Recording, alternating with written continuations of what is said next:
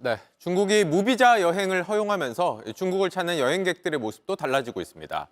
그동안 중장년층 위주의 패키지 상품이 인기였는데 최근엔 자유 여행을 즐기는 젊은 여행객들이 늘고 있습니다. 공다솜 기자입니다.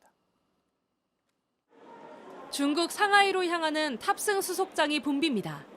중국 정부가 지난 8일부터 최대 보름간 무비자 입국을 허용하면서 휴가를 떠나기로 한 사람도 적지 않습니다. 비자 이슈 강화돼서 좀 망설이고 있다가 딱 무비자 됐다는 말에 바로 항공권도 싸니까 오게 됐어요. 그냥 일본 가는 느낌? 특히 자유여행을 즐기는 젊은 층의 관심이 뜨겁습니다. 2시간 안팎의 짧은 비행시간과 저렴한 물가가 장점입니다. 마음 편하게 기다리지 않고 바로 여행 계획을 세우고 바로 갈 수 있을 것 같아요. 와이탄의 야경도 좀 보고 디즈니랜드 가서 이제 퍼레이드도 좀 보고 대신 사람들의 발길이 이어지던 비자 발급 대행업체엔 손님이 뚝 끊겼습니다. 한국 손님들 좀 꽤나 있긴 있어요. 그렇죠. 비자 저번에 받은 거 하루아침에 와서 5건이나 다 환불해줬어요. 무비자라 하니까 그분들 바로 취소하죠.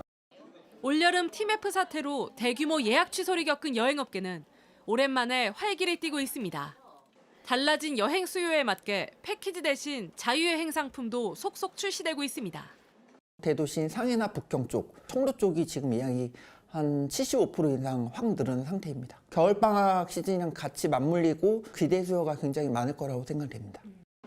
한 여행 플랫폼의 중국 숙소 예약 건수는 전달보다 5배 가까이 늘었는데 내년까지 한시 적용되는 중국 비자 면제가 여행업계 반등의 계기가 될지 주목됩니다.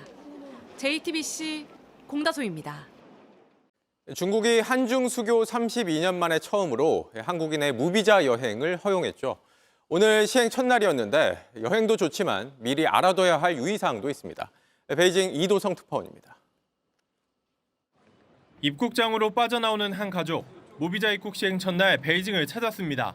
낯선 도시에서의 2박 3일 여행은 시작부터 가슴 설레는 일입니다.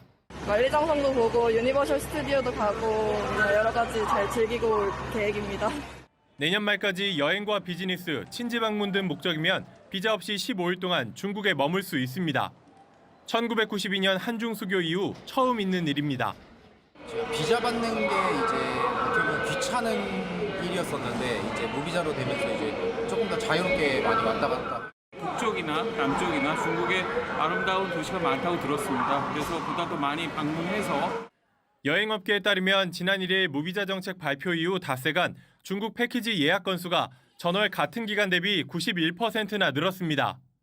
중국행 항공 예약 건수도 전주보다 134% 증가했습니다. 이번 조치로 중국 여행에 대한 문턱은 낮아졌지만 몇 가지 유의사항을 확인해야 난처한 상황을 피할 수 있습니다. 먼저 취업이나 유학 등 목적이면 반드시 비자를 받아야 합니다. 만일에 대비해 입국 목적과 체류 기간 등을 소명하고 중국 내 연락처를 준비하는 것도 필요합니다. 숙박업소가 아닌 장소에 거주하면 관할 파출소에서 외국인 임시거주 등록도 해야 합니다. 외국인을 불심 검문할 수 있는 규정도 있습니다. 관광지 인근 군사시설 등을 무심코 촬영하지 않도록 주의해야 합니다. 주중대사관 측은 최근 첫 한국인 구속 사례가 나온 중국의 반간첩법 관련 공지도 숙지할 것을 당부했습니다. 중국 베이징에서 JTBC 이도성입니다. 중국에서 우리나라 교민이 간첩 혐의로 체포돼 구속된 사실이 뒤늦게 알려졌습니다. 중국 안후이성 허페이시에 거주하는 한국 교민 50대 A씨가 지난 5월에 중국 공안에게 체포됐는데 지난해 7월 개정된 반간첩법 위반 혐의가 적용된 걸로 전해졌습니다. 우리 국민이 이 법으로 구속된 건 처음입니다. A씨는 중국 반도체 기업에 근무하면서 관련 정보를 한국으로 빼돌린 혐의를 받고 있는 걸로 파악됐습니다. 내일부터 중국에선 간첩 혐의의 범위를 확대하는 반간첩법 개정안이 시행됩니다. 법이 해석하기 나름이라 사진을 찍거나 자료를 모으는 것만으로 체포되는 거 아니냐 하는 우려가 많은데요. 현재 분위기와 함께 어떤 점을 조심해야 하는지 베이징 박성훈 특파원이 전해드립니다. 베이징에서 백두산 여행을 중개하는 한 관광업체. 우려와 달리 별다른 변화는 없는 것 같다고 말합니다. 아직까지 백두산은 그 문제는 없습니다. 저희 중국 통보를 받는 적이 없습니다. 그런 사항에 대해서. 중국 주재 한국 대기업들은 기업에 필요한 정보 수집 활동이 법에 저촉되는지 여부를 현지 법률팀과 확인하며 상황을 주시하고 있습니다. 국내 한 증권사가 중국 관련 소식지 발행을 중단했다는 소식도 전해졌습니다. 중국에서 수집한 정보로 인해 반간첩법 조사 대상이 될 것을 우려했기 때문입니다.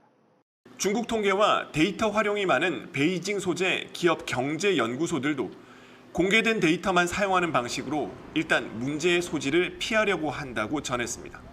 한국 대사관 측은 중국을 찾는 국민들이 중국 안보와 관련된 자료를 검색하거나 전자기기에 저장하는 행위, 또 군사시설 등 보안구역에서 촬영하는 행위 등을 피할 것을 권고한 바 있습니다. 다만 현지 법조계에선 절취, 정탐 등 불법 행위가 있어야 간첩 행위가 구성된다며 일반적인 사진 촬영이나 공개 자료 검색 자체가 문제가 되긴 어렵다고 분석했습니다. 베이징에서 JTBC 박성훈입니다.